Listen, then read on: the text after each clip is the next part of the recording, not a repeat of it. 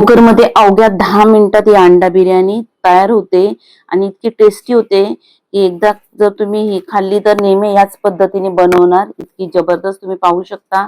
एकदम मस्त अशी ही अंडा बिर्याणी तयार झाली आहे. तर वेळ न घालवता आपण ही अंडा बिर्याणी कशी बनवायची ती बघूया. तर इथे स्वागत आहे तुमचं माझ्या मनीषाज रेसिपी यूट्यूब चॅनलवर. आणि जर माझ्या चॅनलवर जर तुम्ही नवीन असाल तर लगेचच माझ्या चॅनलला सबस्क्राईब करा, बाजूला असलेला बेलचं बटन दाबा आणि आवडली तर लाईक करा. तर इथे रेसिपीला सुरुवात करते. तर इथे मी अंडा बिर्याणीसाठी 3 मोठ्या साईजचे कांदे घेतलेत. त्यातले 2 कांदे मी पातळ कट करून घेते आणि आपल्याला कुरकुरीत कांदा करायचे त्याच्यासाठी. आणि एक कांदा मी हा सजावटीसाठी असा गोल कट करून घेतलेला आहे, अर्धा कांदा. आणि अर्धा आपण फोडणीसाठी टाकणार आहोत. तर या पद्धतीने आपल्याला कांदा कट करून घ्यायचा आहे. आणि तुमच्याकडे जर वेळ असेल तर तुम्ही जो कुरकुरीत कांदा आधीही बनवून ठेवू शकता. तरी ते सगळं कांदा कट करून झालाय आणि सजावटीसाठी अर्धा कांदा मी गोल करून साईडला ठेवलाय. आता कांदा व्यवस्थित सगळा मोकळा करून घ्यायचा. आता इथे अंडा बिर्याणीसाठी मी 2 मीडियम साईजचे टोमॅटो घेतले, 2 हिरव्या मिरच्या आहेत आणि थोडीशी कोथिंबीर घेतली. कोथिंबीर बारीक कट करून घ्यायची आहे आणि मिरच्या टाकताना मध्ये कट करून घ्यायच्या. एक बटाटा घेतलेला आहे आणि 4 बॉईल अंडी घेतलेत. आता इथे गॅसवर मी कुकर ठेवलाय आणि त्याच्यात 2 ते 2.5 पळी तेल टाकून घेतलंय. आणि आधी आपण हा कुरकुरीत कांदा तयार करून घेऊया. आणि कांदा छान असा कुरकुरीत झालेला आहे, तो एका ताटामध्ये मी काढून घेते. आणि त्याच कुकरमध्ये थोडासा काश्मीरी मिरची पावडर टाकायची आणि थोडासा एक चिमटी इतकं मीठ टाकायचं. आणि आपण जे बॉईल केलेले अंडे आहेत आणि बटाटा 4 भागामध्ये कट करून घेतलाय, तो असा कुरकुरीत होईपर्यंत आपल्याला तळून घ्यायचे. कारण अशी तळून जर अंडी बिर्याणीमध्ये टाकली तर बिर्याणी खूप टेस्टी होते. आता लगेच.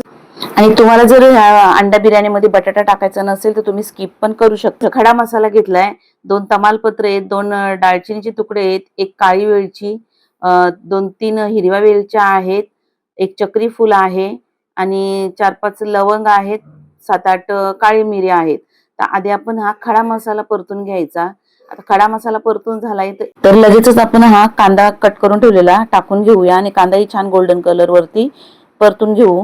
1 चमचा आलं लसूण पेस्ट टाकलेला आहे आणि तेल थोडं कमी वाटला मला म्हणून मी अर्धा पळी अजून टाकून घेतलाय. आता आपण थोडेसे मसाले टाकून घेऊया. तर इथे 1 ते 2 चमचे इतकं लाल तिखट तुम्ही तुमच्या आवडीने कमी जास्त करून घ्या. अर्धा चमचा हळद, 1 चमचा धनेपूड, 1 चमचा जिरेपूड, 1 चमचा बिर्याणी मसाला आहे, चवीपुरतं मीठ टाकून घेते. आणि मसाले छान असे परतून घ्यायचे. मसाले छान परतून झालेत तर जी मिरची कट करून घेतली होती त्यातली मी 1 मिरची टाकून घेतलीये, जास्त तिखट बनवायचं नाहीये म्हणून. आणि झाकण ठेवून आपण त्याला वाफ काढून घ्यायची. इथे मी पाव वाटी दही घेतली फेटून. दही आंबट घ्यायची नाहीये. आणि ती दही पण आपण टाकून सगळं मिक्स करून पुन्हा झाकण ठेवून टोमॅटो सॉफ्ट होईपर्यंत वाफेवर शिजून घ्यायचं. आता इथे 5 मिनिटं झालीत आणि टोमॅटो छान मऊ पण झालाय. तर लगेचच आपण जो कांदा तळून ठेवला होता तो टाकून घेऊया. आणि इथे मी 1.5 ग्लास बासमती तांदूळ अर्धा तास भिजत ठेवले होते. आता ते काढून मी ह्या मसाल्यामध्ये टाकून घ्यायचे आणि सगळं मसाल्यामध्ये तांदूळ व्यवस्थित मिक्स करून घ्यायचे. तांदूळ मिक्स झाले तर लगेचच आपण हे तळून ठेवलेले अंडे आणि बटाटे त्याच्यामध्ये असे वरतून टाकून घ्यायचे. आणि इथे वरतून आपण जो कुरकुरीत कांदा तयार केलाय तो टाकून घ्यायचा. थोडीशी कोथिंबीर कट केलेली टाकून घेतलीये. आणि इथे मी 1.5 ग्लास ह्या ग्लासाच्या मापाने 1.5 ग्लास तांदूळ घेतलेत. तर इथे ग्लास पाणी टाकून घ्यायचा. आणि आता मी याच्यात 1 चमचा साजूक तूप टाकून घेते. तुम्हाला पाहिजे तर तुम्ही तेलाऐवजी तुपाने बनवू शकता. आणि 1 शिट्टी काढून 5 मिनिटं पुन्हा वाफेवर करून घ्यायचं. तर इथे 5 मिनिटं 10 मिनिटं झालेत आणि 10 मिनिटात आपली छान अशी टेस्टी अंडा बिर्याणी तयार झाली आहे. आणि पहिल्यांदा जरी कोणी बनवली तरी एकदम परफेक्ट बनणार, इतकी सोपी पद्धत आहे आणि झटपट तयार होते. कधी तुम्हाला जर अशी बिर्याणी खाण्याचं मन झालं तर तुम्ही झटपट ही अंडा बिर्याणी बनवू शकता. तर याच पद्धतीने तुम्ही veg biryani, chicken biryani, mutton biryani ही बनवू शकता. तर आशा करते आजची रेसिपी तुम्हाला नक्की आवडली असेल. रेसिपी थोडी जरी आवडली तर माझ्या चॅनलला सबस्क्राईब करा. बाजूला असलेला बेलचा बटन दाबा आणि ऑलचा बटन दाबला म्हणजे तुम्हाला माझ्या आधीच्याही रेसिपी सगळ्या बघता येतील.